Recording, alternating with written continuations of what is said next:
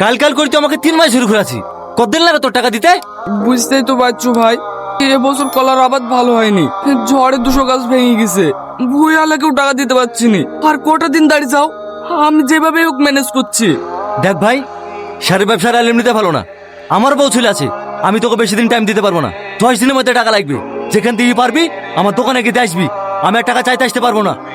ওগো, অত কোনো টাকা এখন কোথায় বাবা বলো দিনি? সকালবেলা চাষির কাছে টাকা ধার করে বন্ধনে কিস্তি দিয়েছি, আবার বাবাকেও স্কুলে ভর্তি করে থবি। না রে, এভাবে আর হবে না, আমাকে শহরে যেতে হবে। তুমি শহরে গিয়ে কি করবা?